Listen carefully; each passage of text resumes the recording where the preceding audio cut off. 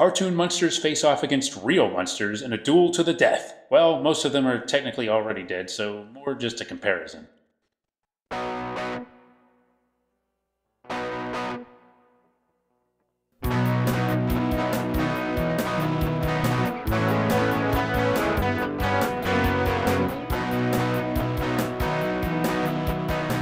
Battle of the Network shows. Join Rick Brooks and Mike Kogel as they explore the TV of the 70s and 80s through hand-picked episodes of their favorite and not-so-favorite series.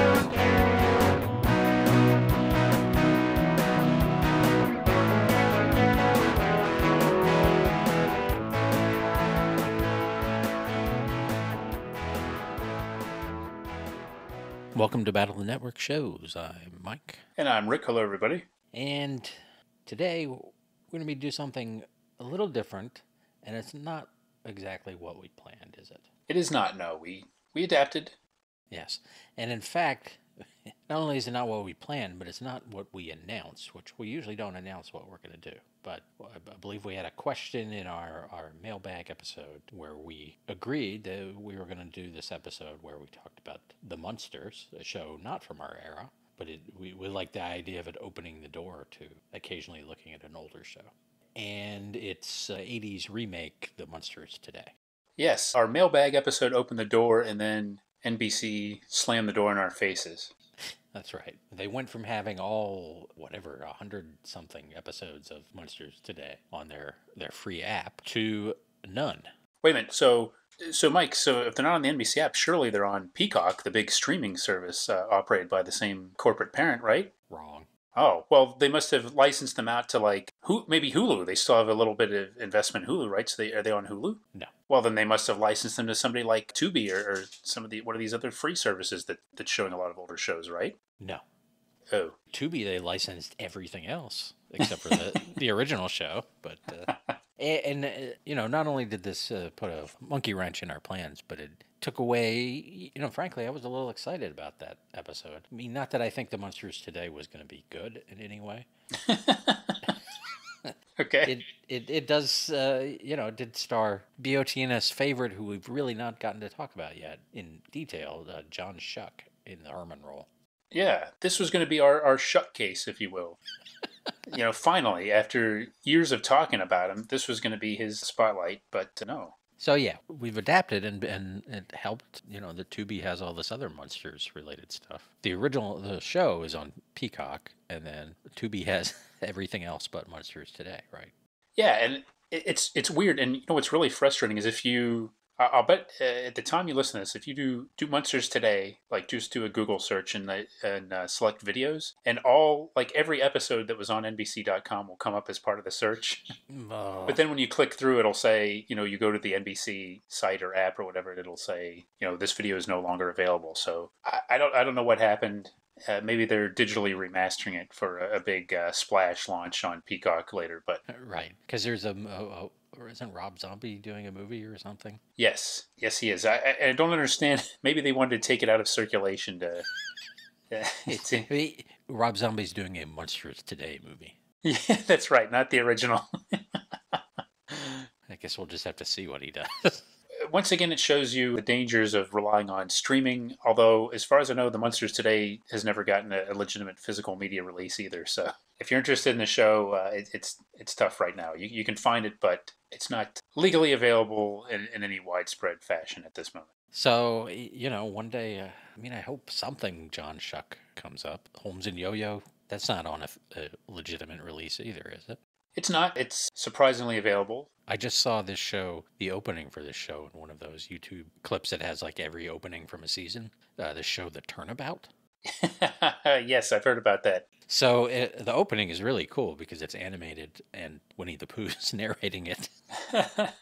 But John Schuck and Sharon Glass play a married couple, and they're envious of each other's lives outside the marriage. I mean, their jobs and things like that, I guess. And their souls switch bodies. So apparently, those two fine actors would be playing, gender-switched people. Again and again, apparently. Again and again, yes. That seems like it should be a wacky TV movie or a Fantasy Island episode, but yeah, not necessarily an entire series, but And I don't know if Sterling Holloway narrates all of it or just the opening. I've never seen it, but I have heard of it. It's kind of an outrageous premise. Yeah, and this was in the YouTube clip entitled something like the hellish mid-season of 1979. Had things like Hello Larry and Yeah. Things were so bad that even a John Schuck show couldn't make it. Delta House and another fraternity show and just a college show. Yeah. And whoever posted this did a good job of like putting things like that all together too, so Nice. you would see, yeah. So there's a nice flow to the hellish shows of mid-season 1979. Exactly, yeah. John Schuck will return, but yes, we do have a lot to talk about with the Munsters, and let's try to do the Munsters justice with our foray into pre-era television. Yes, I love, first of all, that the Munsters, that their original run coincides with the Beatles' rise to fame. That wasn't where I thought you were going with that, actually. The Johnson administration? Is that... Well, I thought you were going to talk about the parallel to the Addams Family. Oh, well, yeah, of course, that. Yeah, and the Addams Family, were they airing at the same time, or? Yes, they were, and Wow. they practically debuted the same season and almost even the same week. It was very close. So, kind of like, the race to the moon. Yeah, There was a lot of parallel thinking there. Yes, except the stakes were a little bit higher in 1964 television than the race to the moon would ultimately be. Right. There was a lot more on the line, executive jobs and acting gigs, ad dollars. But yeah, there's some controversy over whether one show is copying the other. But it seems like I think the consensus is that it's possible that one network found out about one show being in development and they each accelerated their shows because they knew that the other one was coming. But it seems like the people that actually created the shows came up with the ideas on their own. And it was just a crazy coincidence. We'll create a monster show before they do. By the end of this decade, there will be a monster show on network television. And, recently I had watched at least parts of Addams Family on Pluto TV, and, just had the realization that they're really two different types of shows. I mean, Yeah. The Addams Family, Cousin It and Lurch aside, is really just, it's about weirdos. Whereas the Munsters, they actually are monsters. I mean, Right. Physically monsters. They're pretty good people otherwise. Well, the Addams Family was inspired by, the cartoons of Charles Addams and just sort of like you say, like weirdos and sort of that macabre humor and, dark humor. Whereas the Munsters, I think, was at least partly conceived as a way to capitalize on intellectual property. Right. Those classic Universal monsters. So it just came at it like, hey, it would be cool to do like a traditional family sitcom with monsters. Yeah. And it does seem like you have to like one or the other. Like a Beatles, Rolling Stones kind of thing. Okay. Well. I feel like they're unique, and I like them. I appreciate them for different reasons. Like, I think, sophisticates would like the Addams Family more. Yes. But they're both funny. That's really the only thing I'm judging them on. Yeah. And different kinds of humor. Here's where I should say that I didn't really watch the Addams Family at all as a kid. I did watch the Munsters, and I don't exactly know why. I think it was probably more availability, but just the Munsters appealed to me, and the Addams Family, I just didn't have as much exposure to it. I think it was maybe more of a TBS show before I really was watching a lot of TBS, or before we even had TBS, or as the Munsters seemed to be on more. And even now, I haven't seen a lot of Addams Family, where I think I've probably seen all the Munsters episodes. So that's kind of a hole in my TV viewing, Addams Family. I know of it, and I've seen some episodes here and there, but I couldn't talk about specific episodes like I could with the Munsters. Yeah, and I remember watching the Addams Family, like, I can just, maybe even before we lived in Atlanta, but certainly, like you said, it was a TBS show, so it was on a lot, and then the Munsters was on there, but it would kind of, when it showed up, at least the first time I remember it showing up, it was sort of like it took over the Addams Family slot in the summer. And maybe at first thinking, oh, this is a copy of the Addams Family, but then definitely enjoying it. And I think I enjoy it more than I now when I see it than I did as a kid, just because I can appreciate some of it in ways I couldn't then. All the double entendres. Yes. Do you remember anybody showing them back to back in reruns? I don't. It seems like that would have been a good idea. Yeah. Or maybe they'd be better separated from each other. I don't know. But I don't think that was really a thing that I remember either. Right. I think TBS might have run a couple episodes of the Munsters back to back. Yeah. I like them both. That's what I'm saying. Yeah, I do think in the Munsters, it's the kind of show it probably would be better as a weekly thing as opposed to seeing them a bunch of times, just because they repeat a lot of the the puns and the people being frightened of them jokes. I think Yeah. probably they hold up a little bit better if you don't watch a bunch of episodes back to back. I mean, on the positive side, just reading episode descriptions on Peacock was enough to make me laugh. Yeah, Even though a lot of them, I think, is because they're very sitcom-y ideas. right. But, like you had mentioned one about a bank robbery, and then there are like at least 3 that involve bank robbers. Well, I guess I should have narrowed it down a little bit. Yeah. I guess the one I was thinking of is one where they get stuck in a bank, Yeah, okay. in a vault. I think there's one where Herman gets mistaken for a getaway driver.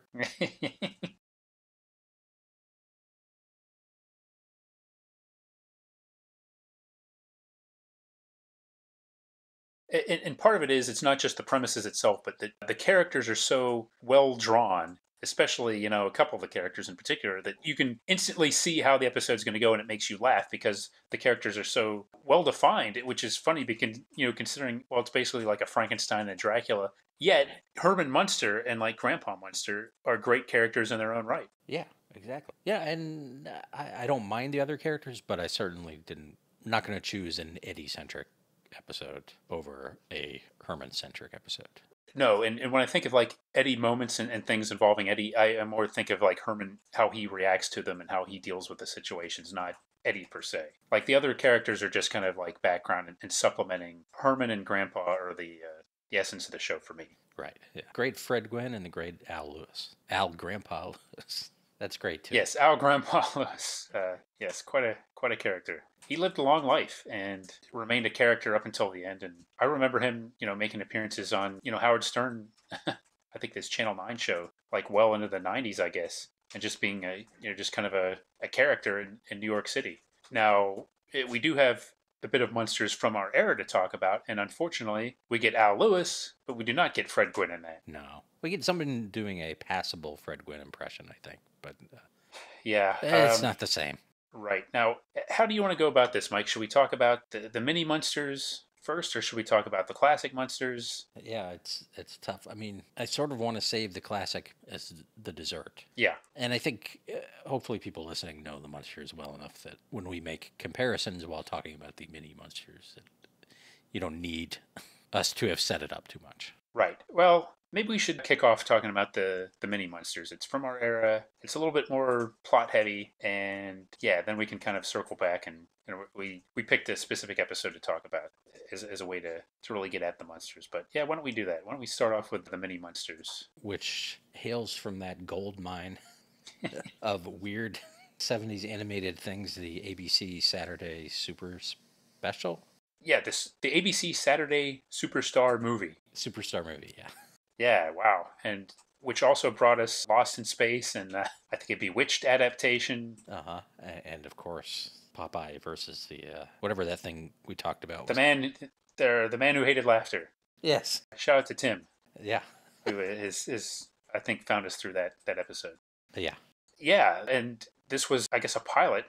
Maybe that was part of the impetus for the Saturday Superstar movie was trying to come up with things that could become series on their own. The Mini-Munsters was a movie, like in an hour time slot, but I think the idea was that it was also a pilot for a potential series, and it did not get picked up.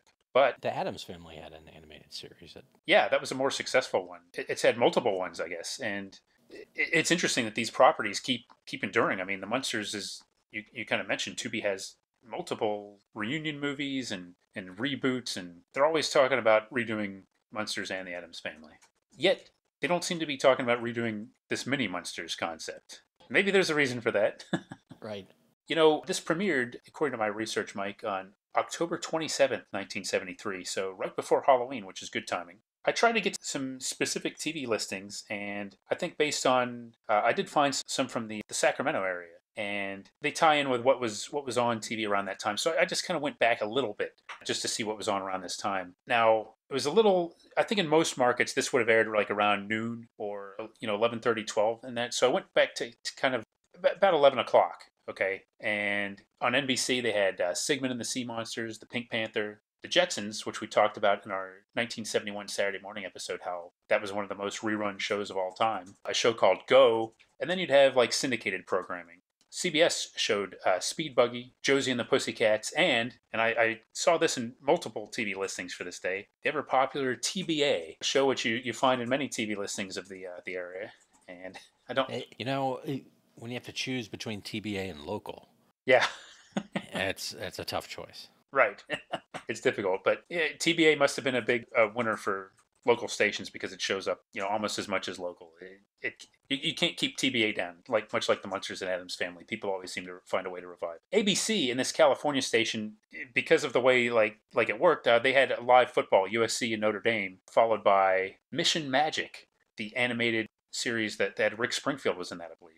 And then after that, they showed the Saturday Superstar movie, and I think it was on at 2:30. So that kind of thing, like us East Coasters, Mike, we'd always have, you'd hear, except on the West Coast or something like that. Well, this is a case where they delayed the scheduled network programming until after the football game. Got it. So that's what was going on. Yeah, 1973 Saturday. So that Saturday Superstar movie kind of crept into the afternoon when you'd have sports and other stuff, syndicated programming going on. Well, good research there.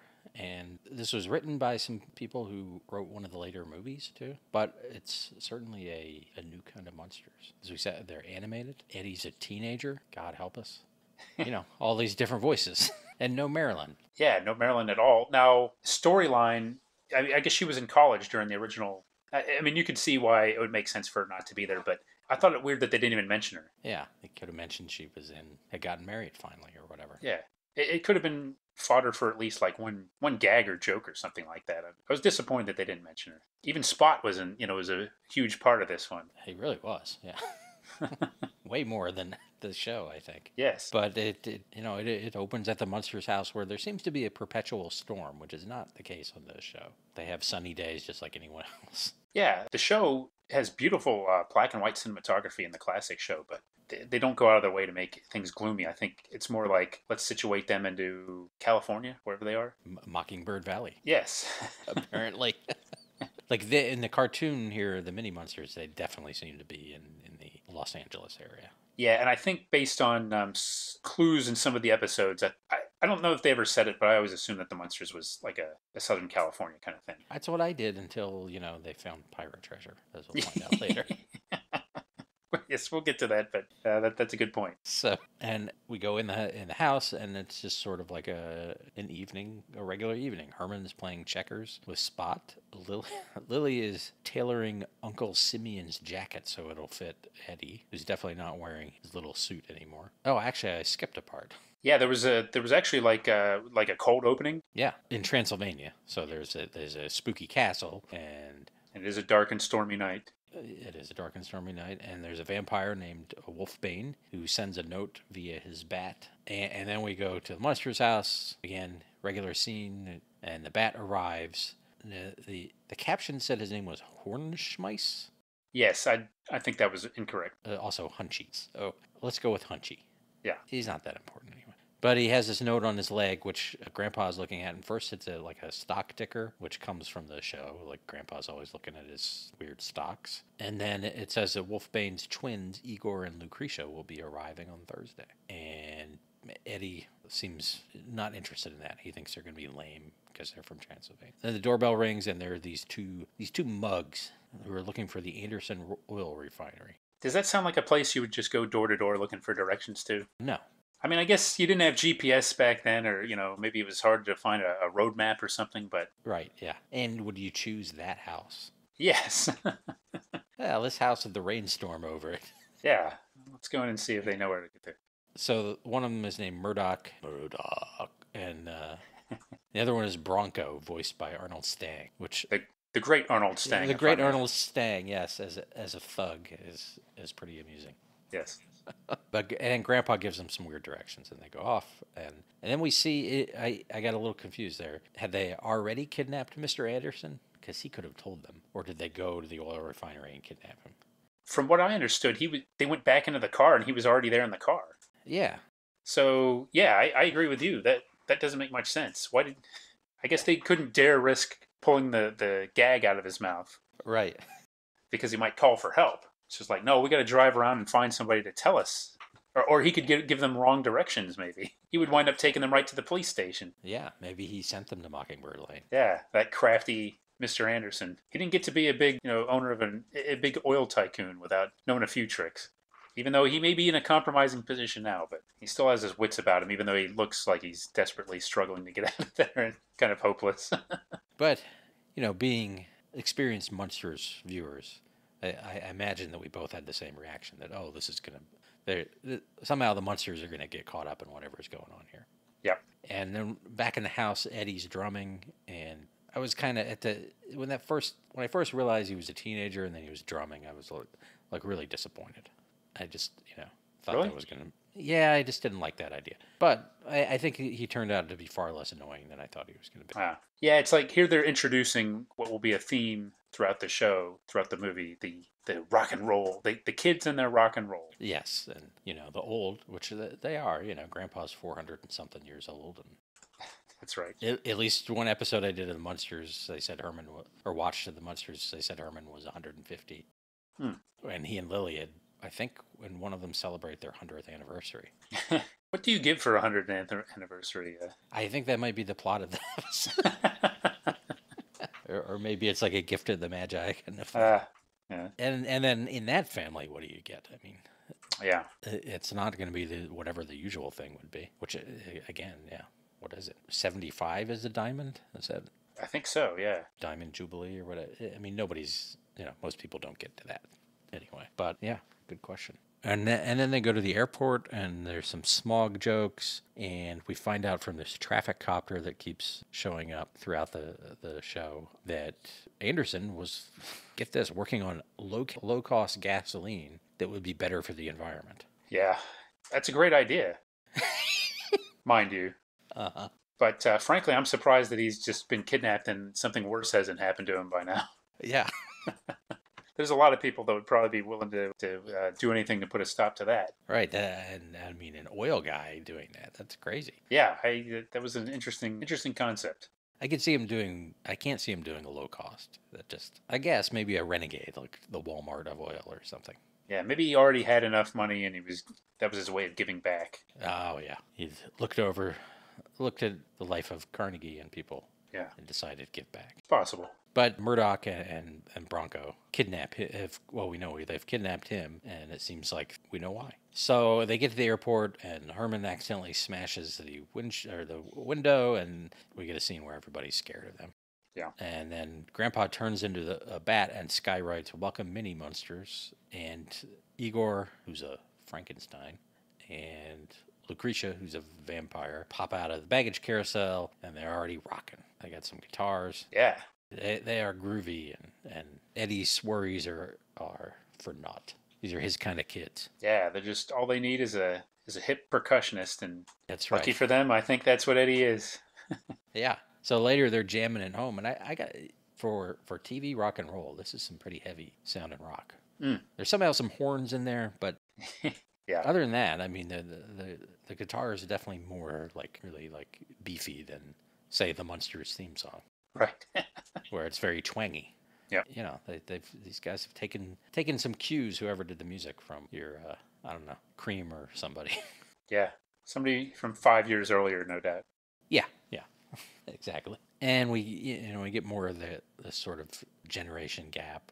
Herman doesn't like the music. Grandpa's also in the basement working on an invention that keeps exploding.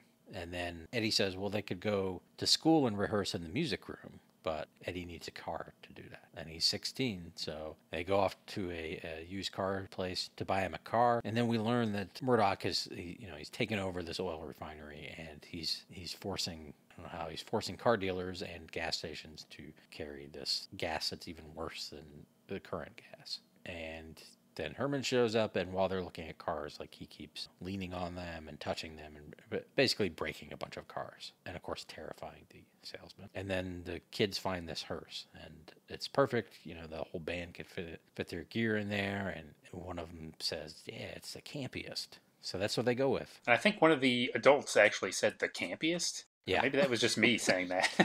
No, I think maybe it was both of us. Maybe I'm old. Because that did sound a little bizarre. Yeah, and Grandpa pays off the dealer for all the damage, but then he's paid them in Transylvanian crotonies. But they don't care. And I don't know what the exchange rate on crotonies to dollars is. No, I don't know. Especially nowadays, after years of questionable monetary policy in Transylvania. 1973? I don't know. Maybe it was different, but Yeah, I don't know. Did they? I don't think they got into that on the Hardy Boys. no, I don't remember that one. Yeah, The exchange rate. that would have been a nice sidebar, but yeah, they didn't cover it. Yeah, the kids drive off in the hearse and they find out that it's haunted by the ghost of Jeremiah Grundy, a undertaker. And while they're driving, they run out of gas. So they're trying to figure out what to do, and naturally they start rocking out. And for some reason, that makes the car move. Yes, the car seems to run on music, Yes, imagine that. which unfortunately has never happened in anything that I've driven. No. Yeah, I wonder if you're listening to the radio and like a commercial comes on, does the car stop? Oh, yeah, that's a good question. What if you were listening to a podcast? Yeah. Ooh. Well, I'm sure that would be, that would make any car run more efficiently, having a podcast going through your stereo. And your car would run extra fast because you listen to podcasts sped up. Yeah, that's right. Yeah, I think it's partly because I feel like I'm getting around town faster. Yeah. But so they haven't made it home, and Herman and Lily are worried, and then Grandpa explains that he had rigged the car so it wouldn't go too fast. And then it turns out they come back and they realize his invention has actually made it run on music. So Herman goes for a ride, and while Grandpa and Lily are in the lab, and Grandpa can't quite figure out what's going on. This was not his intention. But meanwhile, the kids, they're showing off the car to this kid named Stumpy, who turns out to be Murdoch's son. And he challenges them to a race, which excites Herman, and I believe is a callback to some episodes of the show and maybe even one of the movies. Yes, there's a big race at the 1960s Munster Go Home, I think, with genius Robert Pine. Yeah. That one has a big race, yeah. So they go to the park, and this confused me too. It seemed like they were just going to have a race, Right. But they get there and it's the Junior Grand Prix. Right, they're like joining an existing race, apparently. But they're the only contestants in it. Yes. And like the traffic copter goes up and like, oh, there seems to be a race. Well, that Murdoch is a powerful man. Yeah, maybe there's always a Junior Grand Prix going on, or that's just where it takes place. So I mean, but there's fans. It's very. Even as late as 1973, that crazy youth car culture was still going strong, and there always at any given time there'd be a Junior Grand Prix going on. That's right. All you had to do was say you're going to race, and then tell one person and go through the grapevine, and by the time you got to the park, they would have set up an entire. Yeah, the kids they'd all get together and set up a race. Yeah, that's what the teenage Little Rascals were good at too. Yes. And speaking of Little Rascals, I'd have thought that I would kind of like to see Stumpy from this in with the Little Rascals Christmas special. I would have liked to have seen him as part of the heel faction going up against the Little Rascals. That would have been good, yeah. If Yeah. they had like an actual crook working with them. Yeah. Or the son of an actual crook, I should say. I think Stumpy was a little underused in this episode, or this movie. Yeah, maybe if it had come back, he would have been a recurring heel. I think so. So, they're having this race, and the copter's calling it, and the exhaust, this crappy gas from Murdoch's car, is like creating all sorts of fog. At one point, Herman drives onto a car carrier and get off that, and they pass Murdoch and Stumpy, who are on the side of the road picnicking. And not only is it like a tortoise and the hare thing, but Herman actually makes that connection, spells it out for us. That was nice of him. Yeah. They get passed again by Murdoch, but Murdoch's own fog makes it hard for him to see, and he drives into the water, and Herman gets ahead of them and is sort of pontificating about things, and then they get passed again, and Eddie gets all worked up, and he starts playing faster. He's speeding up the beat, and Igor tells him, not to do that, because you got to keep that beat steady, man. And it turns out that when he speeds up the playing, it speeds up the car. As a side note here, isn't this a timeless thing in rock and roll? Like, people telling the drummer how to do their jobs? Yes, it is. There's always that conflict between, the people that envision themselves the front man and the poor drummer trying to do his job, and is often, everybody second guesses. Everybody thinks they can tell the drummer how to do their job. Poor Eddie. I've borne witness to that. Yes. Possibly participated in it.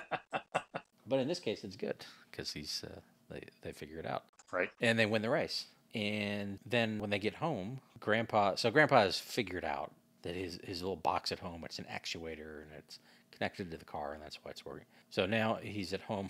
Although before he professed no interest in music, now he's got a recording studio in the basement, and he's recording the kids, and he's going to put them on the music on this actuator and put receivers in cars all around the city, and then the music will power them, which seems a little complicated to me. I mean, I guess that's how it's working, but, ideally, maybe in the future he'll be able to miniaturize, and then you just put it in the car and you play whatever music you want to, right? Yeah, I think, don't get me wrong, it's a brilliant thing that Grandpa's come up with, but I think he had some issues figuring out how to scale, this invention. And Right. That's always his problem. yeah, it is, isn't it? Yeah. Scaling. But because this works, the city starts having clearer skies, and the Munsters are getting famous, and they're getting interviewed at home for some TV news program, and a short-lived moment where Herman has let everything go to his head, and he's wearing sunglasses and a beret and like a big ascot. Yeah, that's a classic Herman moment there. Yeah. And then the reporter calls him Herbert, and he totally deflates. But Murdoch and his gang, they see this interview on TV, and they want to steal the invention and destroy it, because obviously it's no good for his business, which is, of course, ripping off everyone. And poor Mr. Anderson is still tied up on the floor. Yeah, that guy's still struggling. Yeah. One day. Yeah. So Bronco and this other guy, Angie, go to break in the house, and first they see Spot and freak out about that. So Herman, Lily, and Grandpa have gone to see The Bride of the Werewolf at the movies. And the kids are at home jamming, of course, in the basement. But they see the full moon, and Lucretia kind of misses Transylvania, and Eddie realizes that Grandpa has some old Transylvanian threads. So they go put those on, and then there's a bit where Bronco and Angie are sneaking through the house and can't find anything, and they go to the basement and they find the kids, and they're dancing in these crazy devil masks, and those two book it out of there. Yeah, that scares them off. Yes. I think Spot would have been enough, really. Yeah. It's a decent Munsters kind of gag. Yeah. Because then the kids say, you think they'd never seen anybody dancing. You could almost, it was kind of a sight. You could almost see Quincy going in and trying to trying to get to the bottom of what's wrong with these kids dancing and stuff. Yeah. I could see Quincy trying to get to the bottom of Herman. How is this dead guy alive? Yeah. But of course, his boss would be telling him to forget about it, And, yeah. This is an opportunity. I tell you, he's a homunculus. Reanimating the dead is an outrage. I wish maybe there is a Quincy episode like that. Yeah, maybe there is. Somebody trying to do that. Yeah, and then him being told, Quincy, some very important people in the county have an interest in reanimating the dead, so for now you're to keep your nose out of it. You understand me? Oh, I understand you perfectly.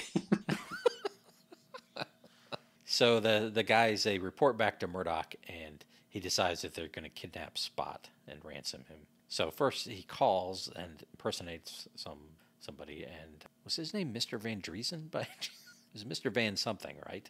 I don't remember it being Van Driesen. But, I don't think it was. I would think that would have stood out, but I don't remember what it is now.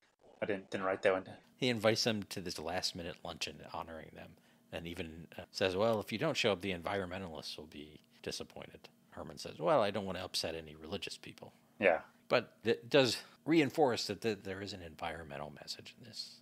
Right. And as they're leaving, a piano delivery truck pulls up in their neighborhood. And Eddie's a little suspicious of this dinner or this luncheon, but everybody else just... They're just rolling with it. Yep. They're like, well, we are famous. Yeah.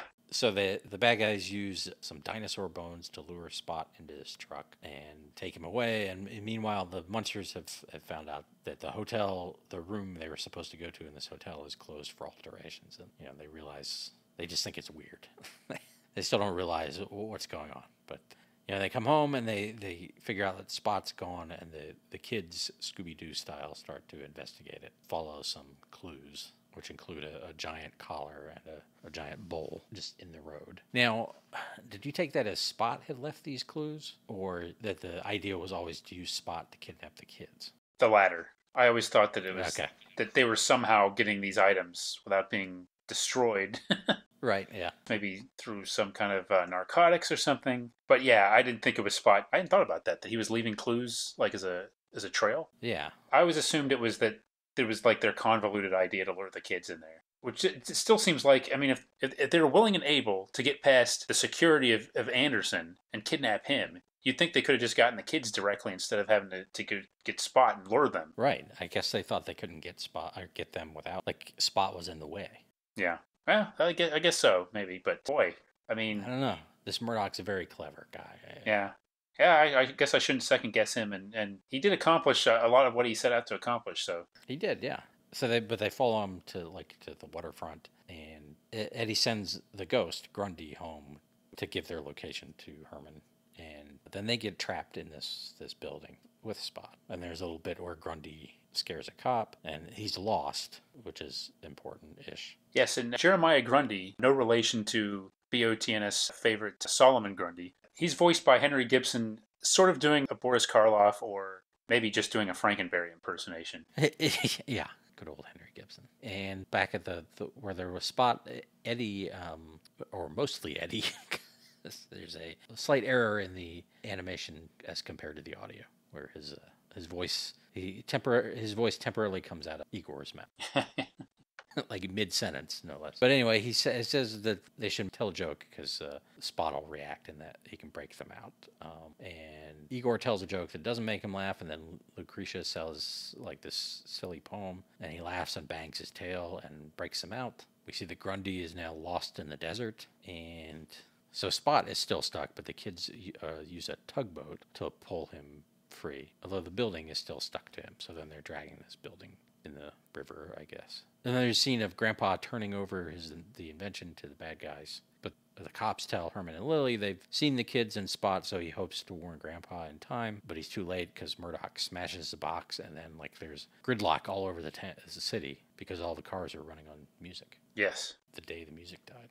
Oh, exactly. And tugboat was running on music too, so now it's adrift and heading toward a waterfall. So Grandpa very quickly remakes the box, but there's one part missing and he doesn't know what it is, and then Herman touches it and gets electrocuted, and that starts it up. They're still in danger of going over, but Igor gets Spot to laugh, and he uses his tail like a propeller. Yeah, and this is something we talked about as we were watching this. No matter what the geography of any place is, if there's a body of water and somebody's on that body of water, there's going to be a waterfall eventually. And this one is no exception. Yeah, I mean, unless it's the ocean. The boat going over the waterfall, that is a time-honored tradition, I think. Maybe not anymore, but I remember that being a thing back then. We should bring that back. Yes.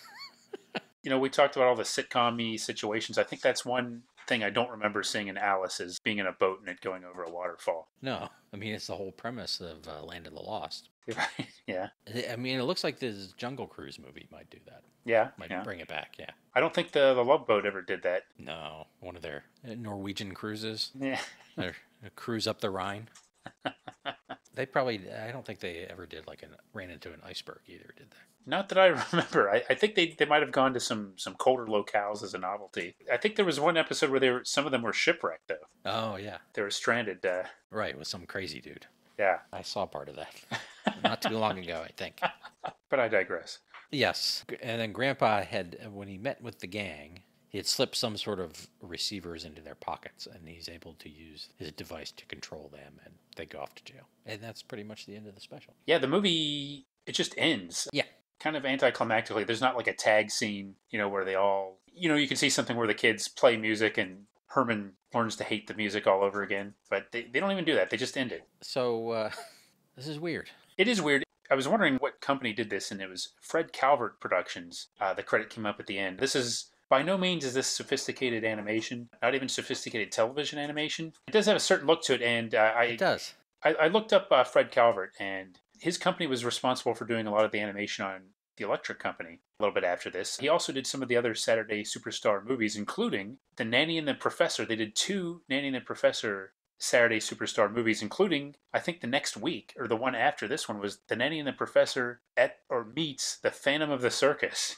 Right, I saw that title, and I don't know who the Nanny and the Professor are. Is that based on a thing? Yes, The Nanny and the Professor was a sitcom, like kind of a family-oriented sitcom. The professor was a guy who, had the nanny. The nanny was Juliet Mills, and he had kids. He was, I can't remember if I think he was widowed or something like that. So the nanny was to help taking care of the family, and the professor was played by Richard Long, who is Herman Munster in this one. Ah, and he does the voice in the special, too. Yes, Richard Long plays the professor in the specials, and he's the voice of Herman Munster and Mini-Munsters. So, but he was in the original. Yes, the Nanny and the Professor, yeah. Yeah, well, unlike the Munsters, apparently the Nanny and the Professor, they did get the original cast to reunite for that. Well, yeah, this like you said, it has a look. And I gotta say, it does seem like they did some sort of restoration, or maybe just, the print had not been touched 48 years and they didn't have to do much, but it looks really good on Tubi, I thought. I mean, as good as it can.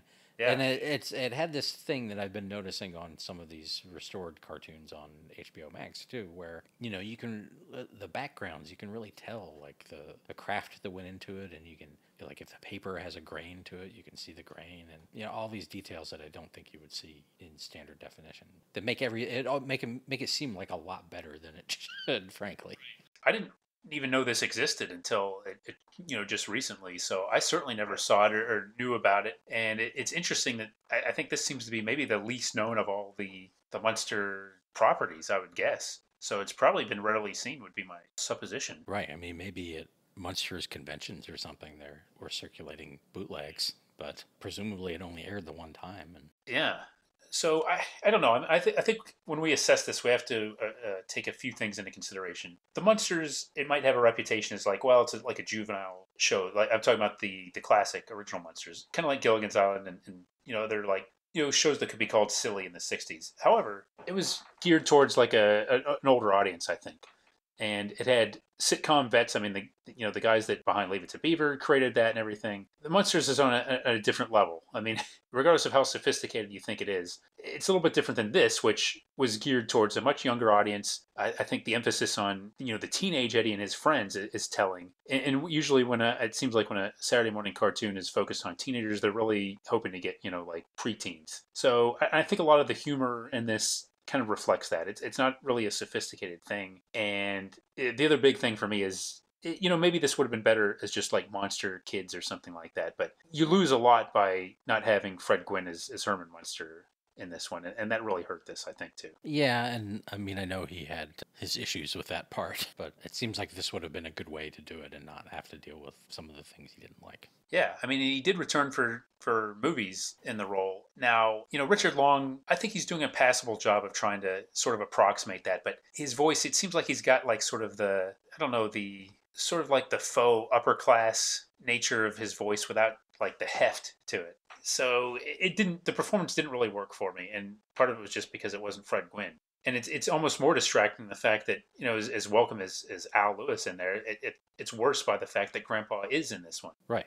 In terms of the visuals, like, he's the only design that really looks like a character from the show too. Like, the cartoon design captures Al Lewis's looks a little bit. Yeah. And they didn't try with the other characters. Yeah, I mean, I wonder if, well, you'd think back in 1973 there wouldn't be an issue with like likeness issues or something like that, but it almost seems like they changed things up enough so that the original cast wouldn't complain. But I still enjoyed, seeing this oddity, but not nearly as much as watching an episode of The Munsters. Yeah, I would say for this, it's worth seeing, but it's probably only worth seeing once. And it will make you want to watch like the classic Munsters, I think. Yeah, right, as to kind of wash away Yeah. the taste of this one. But it, a passable substitute, I guess, for the unfortunate Munsters Today fiasco. Yeah, and I do wonder, like, if this had been picked up as a cartoon, do you get the feeling that the show would have had this similar format? Do you think it would have focused more on like Eddie and his friends? Oh, and there seems to be, we were saying that we didn't think it was rerun much, and I still don't think it was, but apparently there was a syndicated version that was cut down, like a half-hour version of this that's circulating. So it did get it did get at least another run or two, but in like some truncated version. And I'm almost curious to watch that to see how that's edited, what they're emphasizing, because maybe the idea is to focus on the kids, or maybe, when it came out, maybe it came out when there was a Munsters revival or something, and they would de-emphasize like some of the youth culture and the teens and stuff like that, and try to concentrate more on Herman and Grampa. Yeah, I feel like this would have focused on the teens. As we know, the early 70s cartoons had lots of teens playing music. Yep. I think that would have been possibly doing that and solving mysteries. Right. I don't know if it would always deal with ecology issues, but I do feel like that would be the focus, and a little bit of the age gap thing. But with those kids representing the Vietnam generation. Yep. And Herman and Grampa representing conservative America? I don't know. Possibly, yes. The silent generation? I don't know. And I'm glad that didn't happen, honestly. I don't think it would have worked, yeah. So should we move on to the actual Munsters? Yes, let's get on to the classic Munsters, and I think we have a good episode here. Yes, yeah. So yeah, when we were kind of trying to pick an episode, and I at least said I wanted it to focus on Herman and Grandpa. You did mention the gimmick episodes, and a lot of those also focus on Herman and Grandpa. So Yeah. I think we would have been fine anyway. And and I watched a couple others. The wrestling one, the one where Herman gets amnesia because a safe gets dropped on his head. Yeah. And then well, it was weird.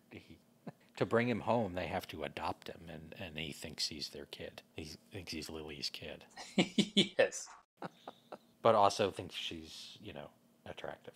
Yeah. Anyway, Yeah, some weird stuff going on in that one. yeah, but Herman acting even more childish than normal was Right. highly entertaining. Yeah, so this one is called The Treasure of Mockingbird Lane. And do you have any background info on this? Well, it's the 14th episode of season 2, and the Munsters only ran for 2 seasons, 70 episodes, though, because, of course, as we've discussed, there was a lot more of your favorite TV show back then in a given season. But this episode premiered December 23rd, 1965, so right before Christmas. And the Munsters was a 7:30 p.m. show. Another way television was different back then is the networks had the 7:30 to 8 time slot, as well as 8 o'clock on. And it's interesting, like on what aired that night. Okay, so ABC had Shindig, The Donna Reed Show, OK Crackerby, which had Burl Lives in it, Bewitched, Peyton Place, and The Long Hot Summer, a drama show. NBC had a Christmas episode of Daniel Boone at 7:30, then Laredo at 8:30, a Western, Mona McCluskey at 9:30, and The Dean Martin Show at 10:30. That's another thing I find weird about some of these old network lineups is seeing like an hour-long Western, like Laredo, for example, being on at 8:30 instead of starting at 9. It just seems weird. But, you had Daniel Boone, an hour-long show kicking off the night at 7:30, and it was a Christmas episode. And CBS had The Munsters, followed by Gilligan's Island, BOTNS favorite My Three Sons, and then this was the first season CBS had a Thursday night movie. So at 9 o'clock it had, and these were theatrical movies, not original movies, and it had the 1960 FDR themed movie Sunrise at Campobello. And one thing I find funny about that is, so it aired in the 9 o'clock to 11 o'clock time slot. Well, Sunrise at Campobello is like a 2-hour and 30-minute movie at least, I think. So you figure you're taking out commercials, and they must have trimmed like 45 minutes to an hour from that movie to fit it in the time slot. It also it seems like a little bit of an unusual thematic fit with Munsters, Gilligan's Island, and My Three Sons. But hey, that was the lineup back then. And I certainly love that 3-for sitcom block there. Yeah, it seems unstoppable, doesn't it? Yes. And really, CBS, The Munsters was a big hit its first season. And of course, though, shortly after this, actually, I think about 2 weeks after this, something would happen on TV that would change everything and be credited with killing off the Munsters. That was on ABC, the premiere of Batman in January of 1966. Oh, that's the campiest. Yes. And once Batman premiered, it was all over for the Munsters in that time slot. So 2 other quick things. One, Fred Gwynn went to the same prep school as FDR had attended. Oh, is that so? Yes, not at the same time, obviously. Oh, okay, yeah. That does, explain his voice a little bit, like you said, his sort of upper crusty Yes. New York voice. And on the Amnesia episode, Grandpa says that My Three Sons is his favorite show. Oh, wow. And they even, they turn on the TV and you hear a little bit of the theme song. And in this episode, they mentioned, him liking Dr. Kildare, too. So yeah. I hope someone has cataloged every TV show that Grandpa likes. Yeah, I hope so, too. I assume they're all on CBS. Yeah, I didn't think Dr. Kildare was on CBS, so that's interesting. Because I think Ben Casey was on CBS, I thought. You'd think it would have mentioned Ben Casey. I'll look that up. But Grandpa wouldn't just stick to one network. He'd look around the dial and he'd watch what he wanted to watch. I respect that about him. Oh, yeah. He's nothing if not an individual. Right.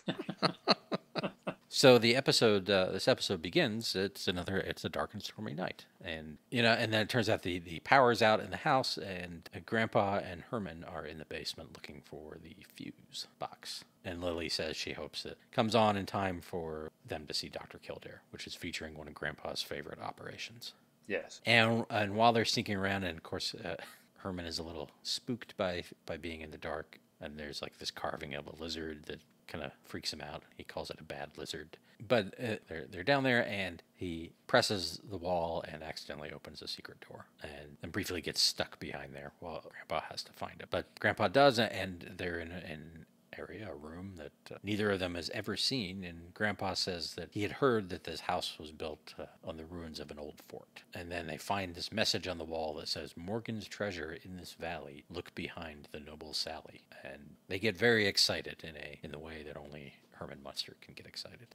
Yes, his classic reactions with, and again, it just shows how brilliant Fred Gwynn is, because he can get laughs by doing that every time. With me, at least, just kind of like the little chuckle he has, and sometimes waving his arms up and down, and just things he does with his face. It's always funny. Yeah, among the things I love about that performance and that character, stuff like that, and that he's an idiot. Yes, and that he's like kind of a fuddy-duddy. Yeah. Yeah, there's a good line there, right? Is that where he has Grandpa read it because oh yeah, there could be a dirty word. Yeah. And then Grandpa reads, well, there's no dirty words. Yeah. He's not a very good poet or something. And he's sort of missing the right. Missing the implications. So Grandpa knows that his pirate Henry Morgan supposedly buried a treasure in Mockingbird Valley, or in that area. And then we get the opening credits, which are new for season 2, because of course we're on Maryland 2.0. Yes. Of like 3 or 4 different. I know the movie that you mentioned with Robert Pine has a third one, right? Yes, I think there was the first one, and then like halfway through season 1, she was replaced with, I guess, Pat Priest was the one that most people know. Then they had another one in the movie, and yeah, there's more Marylands than anybody else.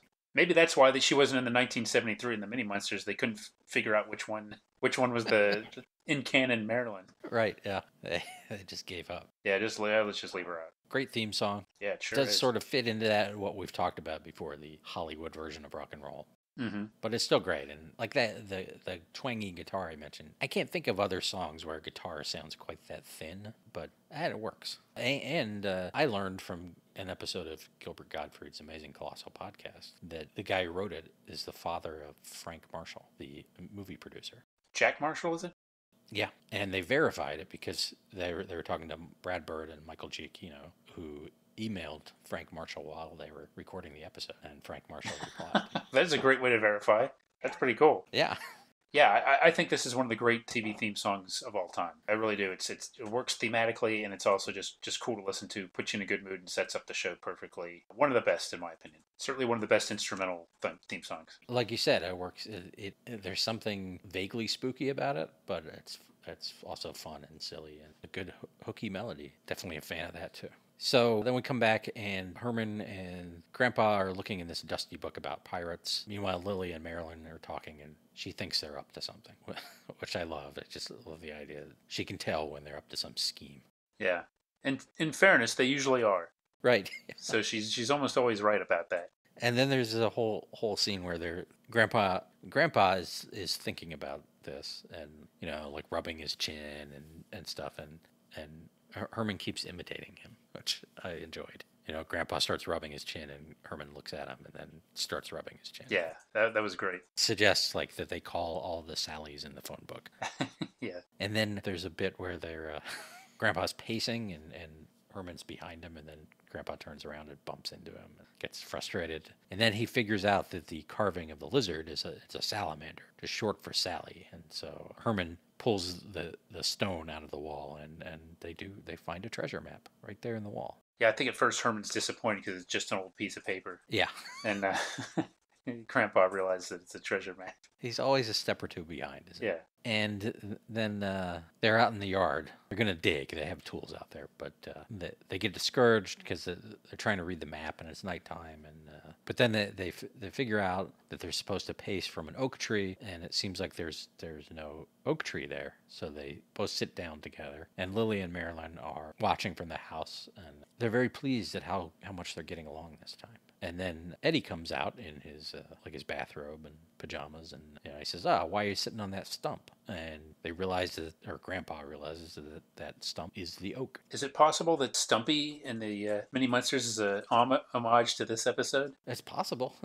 That'd be pretty deep cut, wouldn't it? Yeah.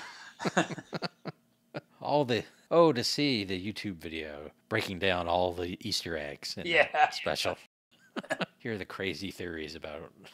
Well, Now that it's widely available on Tubi, I'm sure it's only a matter of time Oh, before that yeah. happens, and we can watch and enjoy that. Yes.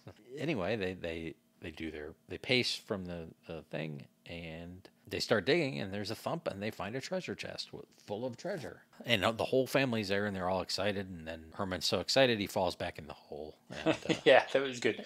It's kind of a nice surprise because in a lot of times if you're watching this, and you didn't know what the premise of the episode was, you might think that well, there's going to be some twist when they open it up. It's not going to be treasure, but it actually is like legit, like all sorts of like cool looking gold, presumably gold items and jewelry and yeah, yeah. So then, I mean, it does become the question of like, well, how are they going to lose this treasure? But yeah, at least for a while they have it. And like when Herman falls in and he's down there laughing about it, and everyone's like throwing coins on top of him.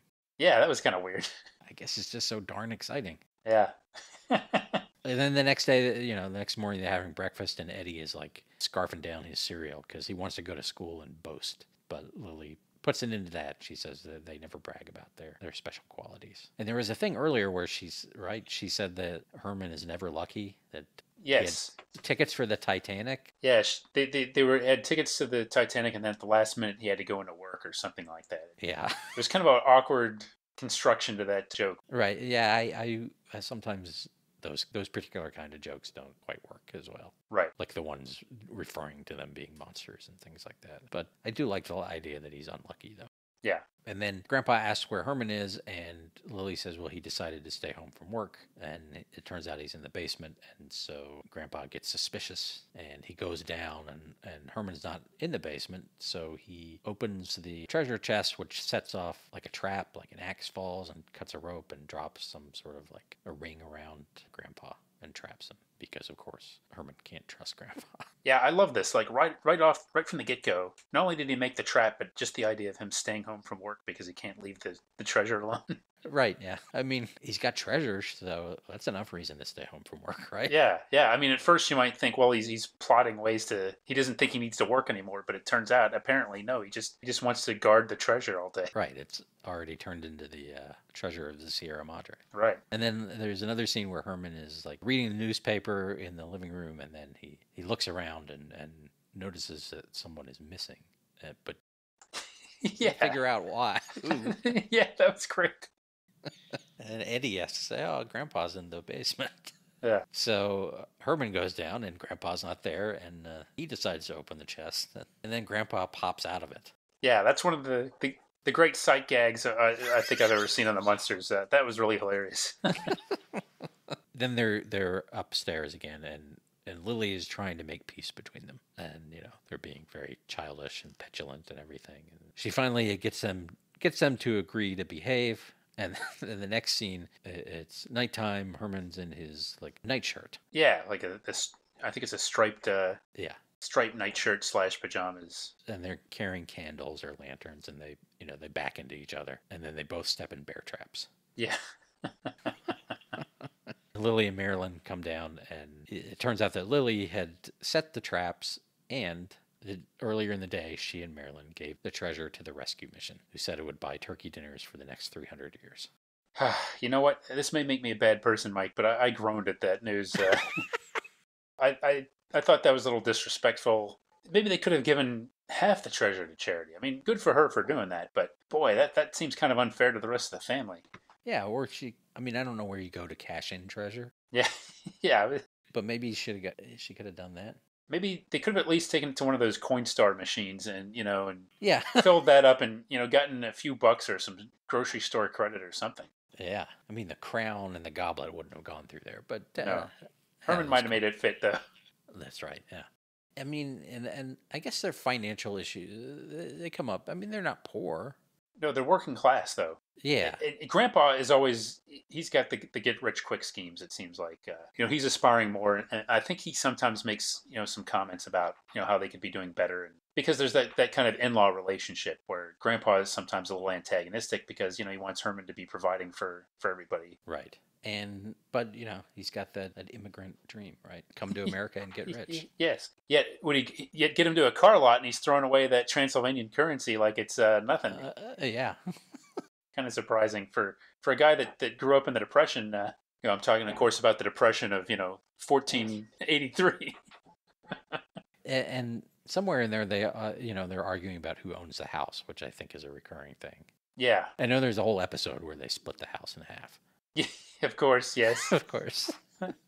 That tension's interesting. It's also interesting that everyone calls him Grandpa. Yeah, Like, even if Eddie's not around, they call him Grandpa. yeah, His own daughter. But yeah. Calls him Grandpa. Yeah, yeah. But anyway, it ends with, like, Herman's about to make a big sentimental speech, and then he said, oh, would somebody get me out of this cotton picking trap or something like that. But it was, yeah, definitely a fun episode. Had a lot of the things to like about this. I very much enjoy this, and to me, it's like the whole relationship between Herman and Grandpa and Fred Gwynn and Al Lewis. I've been talking to you about how I've been watching them on Car 54, and that's also a great show. And Al Lewis is more of a supporting character on that. But interestingly, this might sound crazy, but I think Al Lewis is doing much more subtle work on the Munsters, believe it or not. I think on Car 54, he's doing like more broad work, and he's kind of thing like you see more of his actual face, and his face is kind of funny in itself, the way he does expressions and everything, and the way he says things.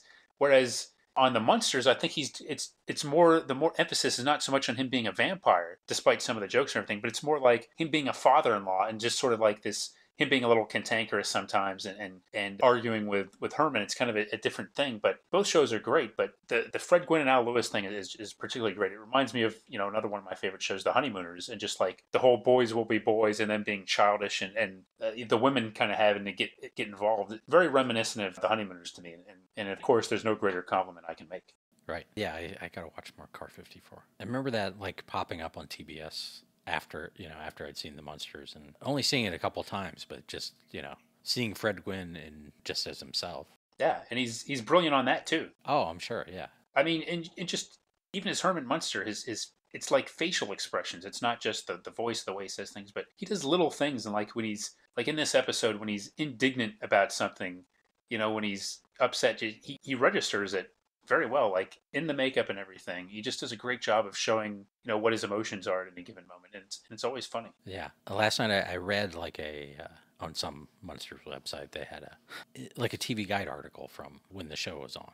Oh, and cool. a lot of it focused on, the process of the makeup and all that. But it was all about Fred Gwynn. And, even then, he seemed to have mixed feelings about it. Good-humored mixed feelings. But he said something about the writers changing, and it got more sitcom-y, and he didn't like that as much. Like, he felt like it started out as more of a satire of the movies. I don't know if that's really the case. But and he mentioned, he had to stay hydrated. They had settled on lemonade because he found water boring and he couldn't drink vodka on the set. And then there was a thing about it. He and Al Lewis, in costume, rode in the Munsters car in the Macy's parade. And I guess he had been in other Macy's parades, maybe for Car 54, and it was like his fourth one in a row. And he said he had like a flask of whiskey to deal with the kiddies. And he used, I want to remember what term, because I think he said it. Yeah, I had to get bombed to deal with the kiddies. Wow. Wow. So, and I know he did children's books after that, and of course still had acting roles, and like My Cousin Vinny and that kind of stuff. It does seem a shame that he had issues with the role, or he got typecast or whatever. Yeah, because I do think that Herman Munster is one of the great TV characters of all time. I think the person who should have really been offended or taken aback would be Yvonne DiCarlo, who was a popular actress, a screen siren for many years. And talk about a thankless role. This is kind of the definition of that. I mean, there's not much to her character at all, even in some of the Lily focused episodes. She doesn't get a lot to do. She's always kind of playing the straight woman, and she's very good at that. But it does seem like, boy, she could have done a lot more in the show, and she never really got her chance. Yeah, yeah, and of course Butch Patrick had his issues. And God bless John Schuck and Edward Herman for trying. But even talented guys like that, I mean, I feel like they would just be stuck doing an impression. We just did an episode about buried treasure, but I think the Munsters Today is the real buried treasure, as far as I'm concerned, because, we can't see it right now. And I think I maybe I'm sure I saw a little bit of it when it was first on, but not much of it. And, I was stunned that it was on for as many episodes and as long as it was. But yeah, I think that kind of brings up something like when you're remaking something, what approach to take. I think the Mini-Munsters shows to me that, like, if you have like if you don't have the main characters, if you can't get everybody, or at least like Fred Gwynn and Al Lewis, maybe it's not worth it because it was distracting to me to have Al Lewis with not Fred Gwynn. So maybe years later it could work. Maybe it did work, to some extent to stay around as long as it did. But I guess in like we said, Rob Zombie's working on a feature film. Maybe that'll be successful. People keep trying. I don't know. It seems to me like there's different ways, and it's tough. I mean, you have to come up with some new gimmick, I think, on it or something. But it's tough to compete with the memories of the original anytime you're doing something like this. I don't know. I think there are probably characters who can stand reinterpretation. Like you see all these different actors who played Philip Marlowe or something. But that's a different thing. It's just like, people trying to remake The Honeymooners. Yeah. So a show where the actor really created the character, so to speak. And you have this weird thing now which we've talked about here on the podcast, I think, where, we grew up and we had limited options and we watched stuff because it was on TV. And so now you have like young people that wouldn't watch anything in black and white, wouldn't watch anything from the 60s. So, I mean, maybe there's that aspect of it where you revive the property because young people would never watch the original. However, like, I think people like us that remember the original, I would have the attitude of, like, it's never been easier to watch the Munsters. I could buy the DVD set. I could watch it, on Peacock like we did. So I would just watch the original. So you've got this like dichotomy, the two groups, and I guess the idea would be to get everybody in there. But yeah, I don't know. It's kind of hard to get someone like me. I'm biased against anything that's not the original. Right, and I don't want to see, I don't want to see it colorized either, because when they are in color, it looks weird. Yeah, right. Even though I know they were, well, I've seen, I don't know if it's still there, but on YouTube, someone had posted like the original pilot at some point, like the color pilot with different actors, and I think that's an extra on the DVD set too. Okay, yeah, maybe they borrowed it. Yes. I don't want to see that, even if that would get some younger people to watch it. Yeah. Which, And this is in glorious black and white too, which is more suggestive of the classic Universal monster movies. And I thought that this looked really good on Peacock. This is a show that translates well to whatever they did to put it on there. So yeah, and thankfully they didn't crop it or anything. Right. Yep, looked pretty good to me, and all the episodes are there, and yeah, it's here on the free version of Peacock too. So anybody that wants to go back and revisit it, it's there. Right, and as long as the commercial breaks come on at the right time, it feels acceptable there because it's a show paced that way. That's how I saw it as a kid. Yeah, I can live with it for free. I can live with it. So I have a last question for you.